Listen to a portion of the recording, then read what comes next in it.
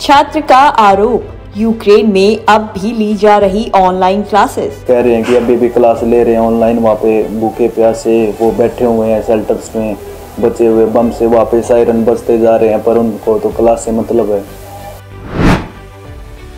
सरकार की तरफ से भी नहीं मिल रही कोई मदद।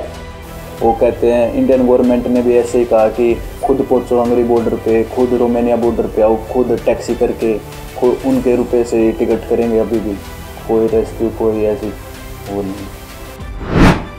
खाने पीने की बढ़ी मुश्किलें। खाना पीना वो खुद ही लाना पड़ता है, खाना पीने की भी बहुत किल्लत है, पानी के लिए भी बहुत आधा घंटा वेट करते हैं वो। फ्लाइट उड़ते ही फटे बम। फ्लाइट उड़ते ही वहाँ पे बॉम्ब ब्लास्ट हुआ था 2 घंटे बाद। तो रोहतक में कम से कम 5 से 6 बच्चे मेरी यूनिवर्सिटी में वहाँ पे फंसे हुए हैं। अभी माहौल बहुत पैनिक का है, बच्चे सब डरे हुए हैं और बेसमेंट में छिपे हुए हैं सब, और शेल्टर्स में जिसको भी जहाँ जगह मिलती है वो वहाँ पे रुका हुआ है। हाँ, उनसे बात हुई थी, वो बहुत डरे हुए हैं। सरकार को यही कहना चाहूँगा कि उनको जल्दी से जल्दी रेस्क्यू करे। यूक्रेन में फंसे भारतीय छात्र के घर लौटने पर परिजनों ने राहत की सांस ली है और खुशी में मिठाइयां बांटी हैं। वहीं घर पहुंचे छात्र ने सरकार पर मदद न करने का आरोप लगाया है। दरअसल रोहतक के रहने वाले सौरभ राठी यूक्रेन में MBBS का स्टूडेंट है, जो कल सुबह फ्लाइट से भारत लौट आया। घर पहुंचने पर सौरभ राठी का मुंह मीठा कराकर परिजनों ने राहत की सांस ली। वहीं सौरभ राठी का कहना है कि यूक्रेन में हालात बहुत ही गंभीर हैं। चारों तरफ बमबारी हो रही है और छात्र बंकरों में घुसकर अपनी जान बचाने को विवश हैं। सौरभ राठी ने बताया कि यूक्रेन में खाने पीने तक के लाले पड़ गए हैं। ऐसे में भारतीय सरकार यूक्रेन में फंसे छात्रों की मदद भी नहीं कर रही है। सौरभ ने बताया कि सरकार ने कहा है कि वह बॉर्डर तक आ जाएं, जबकि उनके पास पैसे भी नहीं है। इसलिए सरकार जल्द से जल्द यूक्रेन में फंसे भारतीय छात्रों को वहां से निकालने के प्रयास करे। वहीं घर पहुंचने पर सौरभ राठी की मां ने भी राहत की सांस ली है और यूक्रेन में फंसे बाकी भारतीय बच्चों को वहां से बाहर निकालने के लिए सरकार से अपील की है। मेरा नाम सौरभ राठी है, मैं विनित्सिया यूक्रेन में पढ़ता हूँ, 2nd ईयर स्टूडेंट। अच्छा सौरभ, ये बता किस तरह का माहौल है वहाँ पर, क्या हालात है? वहाँ पे माहौल बहुत पैनिक का है, बच्चे सब डरे हुए हैं और बेसमेंट में छिपे हुए हैं सब, और शेल्टर्स में जिसको भी जहाँ जगह मिलती है वो वहाँ पे रुका हुआ है। आप कहाँ थे? मैं अपने फ्लैट पे था। तब तक इतना बहुत पैनिक नहीं था। मैं फिर एकदम से जब बढ़ने लग गया, उसी दिन मैं कीव में था, तब बॉम्ब ब्लास्ट हुआ। उसके मेरे जस्ट फ्लाइट उड़ते ही वहाँ पे बॉम्ब ब्लास्ट हुआ था 2 घंटे बाद। तो आपको कैसे पता लग गया आना है?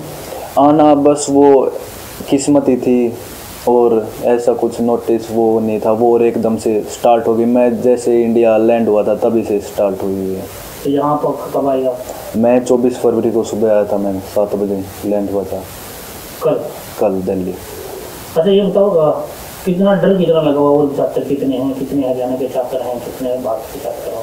लगभग इंडिया के तो मेरी यूनिवर्सिटी में से कम 900 बच्चे वहाँ पे हैं, और इन हरियाणा की बात करें तो रोहतक में कम से कम 5 से 6 बच्चे मेरी यूनिवर्सिटी में वहाँ पे फंसे हुए हैं। अभी बात हुई आपकी उनसे? हाँ, उनसे बात हुई थी। वो बहुत डरे हुए हैं कि कह रहे हैं कि अभी भी क्लास ले रहे हैं ऑनलाइन, वहाँ पे भूखे प्यासे वो बैठे हुए हैं शेल्टर्स में, बचे हुए बम से वहाँ पे सायरन बजते जा रहे हैं, पर उनको तो क्लास से मतलब है। सायरन बजते जा रहे हैं, बॉम्ब गिरते रहते हैं। वो कहते हैं इंडियन गवर्नमेंट ने भी ऐसे ही कहा कि खुद पहुंचो हंगरी बॉर्डर पे, खुद रोमानिया बॉर्डर पे आओ, खुद टैक्सी करके खुद उनके रुपए से टिकट करेंगे। अभी भी कोई रेस्क्यू कोई ऐसी वो नहीं। तो आप सरकार को क्या कहना चाहोगे? सरकार को यही कहना चाहूँगा कि उनको जल्दी से जल्दी रेस्क्यू करे, और ना ही कैसे वो पैसे भी नहीं निकल रहे वहाँ से ATM से, वो कैश मांग रहे वहाँ पे USD डॉलर बॉर्डर पे की टीम है यहाँ पे कैंप में रखेंगे, फिर फ्लाइट में से भेज देंगे। वो भी ऐसे कह रहे कि USD लाओ अपने साथ, और जो भी तुम्हारे खर्चे से होगा नहीं होगा वो कैश तो निकल ही नहीं रहा, तो कहाँ से लाएंगे बच्चे अभी इस टाइम से? तो खाना पीना वो खुद ही लाना पड़ता है, खाना पीने की भी बहुत किल्लत है, पानी के लिए भी बहुत आधा घंटा वेट करते हैं वो। तो काफ़ी मुश्किल घड़ी, बहुत मुश्किल घड़ी है। वहाँ पे खाने के लिए सब कुछ ख़त्म हो गया, सब कुछ बंद है, सब ऊपर से वो एयरक्राफ्ट चलते जा रहे हैं, उड़ते जा रहे हैं, बॉम्ब गिरते रहते हैं। तो आप जब यहाँ पर पहुँचे तो कितने आसपास के लोग या कितने जो जिनके बच्चे वहाँ हैं कितने लोग यहाँ पर पहुँचे? हमारी फ्लाइट में कम से कम 270 से 280 बच्चे इंडिया पहुँचे हैं। नहीं, आपसे लोग यहाँ मिलने आए उनके जिनके बच्चे वहाँ हैं? हाँ, ये मेरे पीछे कज़न है मेरी गरिमा, वो और आर्यन, वो वहाँ पे ही हैं, अभी फंसे हुए हैं। परिवार पूछते हुए आता है उनका? हाँ। अच्छा मैम, क्या नाम है आपके बेटे और कहाँ था? मेरे बेटे का नाम है जी सौरभ। ये यूक्रेन से MBBS कर रहा है, इसका 2nd ईयर चल रहा है। और ये कल ही यहाँ घर आया है, मेरे को बहुत ही खुशी हुई मेरे बेटे से मिलकर। अच्छा, क्या क्या डर क्या था मन में? वहाँ ये रसिया का यूक्रेन का जो चल रहा है झगड़ा, इसमें कल फिर परसों अचानक इनके अटैक हुए, बमबारी हुई, मिसाइल गिरी। तो मेरे को इतना भय हो गया, मैं देख के रो रही थी कि बच्चे क्या कर रहे हैं, कैसे होंगे, कब आएंगे। तो फिर मैंने इनके पास वीडियो कॉल किया कि बेटा कैसे हो, मम्मी ठीक हैं, क्लास चल रही है, बेटा फटाफट टिकट करवा लो और जल्दी इंडिया आ जाओ, जल्दी घर आ जाओ बेटा, कि मम्मी अभी कर रहे हैं क्लास ले रहे हैं, उसके बाद कर लेंगे। तो ये भी वहाँ पैनिक में थे, काफ़ी टेंशन में थे। 20 तारीख के बाद तो बच्चे बहुत ही टेंशन में थे जी। अभी पहले ये हो गया था कि 20 तारीख को अटैक होगा, रसिया ये करेगा वो करेगा। तो 20 तारीख से हम भी सब इसी उसमें थे, टेंशन में, बहुत ज़्यादा स्ट्रेस थी कि पता नहीं कब क्या हो जाए। तो और बच्चे भी गए हैं? आपका बेटा तो आ गया, और बच्चे भी हैं? हाँ, और बच्चे भी हैं। इस साथ में एक बेटी है यहीं, इनके वो कजन हैं, उनकी बेटी भी वहीं है। एक और है इनके पापा का फ्रेंड, उसका बेटा भी है सैनिक कॉलोनी से।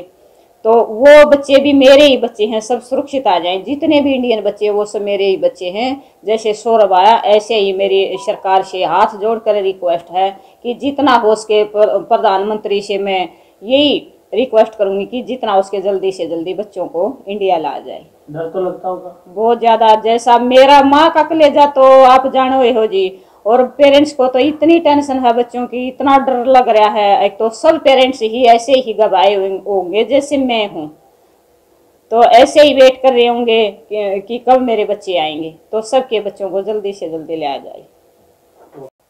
डर तो काफ़ी था। जैसे हम न्यूज़ देखते थे, मेरी क्लासेस थी, मैंने तो वो भी स्किप कर दी थी। पेरेंट्स हैं, उनकी टेंशन अलग। जैसे जॉब पे जाते हैं पेरेंट्स दोनों, तो वो बोलते थे कि टीवी में क्या चल रहा है बता हमें, ये देख के बता। और जैसे उस टाइम भी मेरी क्लासेस होती थी, तो एक साइड तो मेरी क्लासेस हैं, ऊपर से सौरभ की टेंशन कि क्या हो रहा होगा, इसकी भी क्लासेस हैं, इसके पास फ़ोन नहीं कर सकते थे हम। तो सारा ऐसे टीवी में देखते थे, रोते रहते थे कि कैसे क्या होगा, कब आएगा वो। फिर जब इसकी फ़्लाइट की बुकिंग हुई, जब जाके हमारी स्ट्रेस कम हुई कि फिर भी ये नहीं था कि आ जाएगा, क्योंकि लास्ट मोमेंट पे फ़्लाइट कैंसिल हो जाती थी वहाँ पर। तो फिर जब ये इसकी दिल्ली में लैंडिंग हुई, तब ये हुआ कि हाँ आ गया मेरा भाई। तो काफी खुशी हुई? बहुत ज़्यादा। तब भी ऐसे हो गया हाँ जान बच गई है। ये बताओ कि और भी बच्चे काफी फंसे हुए आपके भाई के अलावा, और भी बच्चे हैं? हाँ, क्या इंडियन गवर्नमेंट से क्या अपील करेंगे आप, क्या कहना चाहोगे? फैमिली में ही है। जैसे मेरी कज़न है, वो यहाँ पे, उनका पीछे घर है, गरिमा अलावत, वो भी वहीं पे है। उसकी भी फ़्लाइट कैंसिल हो गई है लास्ट मोमेंट पर। वो भी आने की सोच रही थी, साथ में टिकट करवाने की सोची, तो साथ में एंड मोमेंट पर फ़्लाइट बुक हो जाती है कम्प्लीटली, जैसे इन्होंने साथ ही की थी, लेकिन इसकी होगी और उसकी रह गई। तो ऐसे भी हो रहे हैं। तो अब अंकल जी भी काफ़ी स्ट्रेस में हैं। तो यही है कि जल्दी से जल्दी लाया जाए उन्हें, क्योंकि उनके पास कुछ है ही नहीं, कैश ख़त्म हो रहा है, खाने पीने के लिए भी कुछ नहीं है, वो मैनेज कैसे करेंगे वहाँ पे। और अब इंडियन गवर्नमेंट बोल रही है कि अपने आप खुद एडजस्ट करो, और वहाँ पे जो एयर जोन डेंजर में है, उन्होंने डेंजर कर दिया एयर जोन, तो वो बाहर भी निकल सकते। और बॉर्डर तक कैसे जाएंगे, वो इतनी दूर है, टैक्सी चल नहीं रही, तो पैदल तो जा नहीं सकते। कोई मुश्किल है? काफ़ी मुश्किल है। और ऊपर से उनकी इस हालात में भी क्लासेस चल रही हैं, ये भी है। उनको क्लासेस कैसे लें, वो कैसे पढ़ेंगे इस हालात में।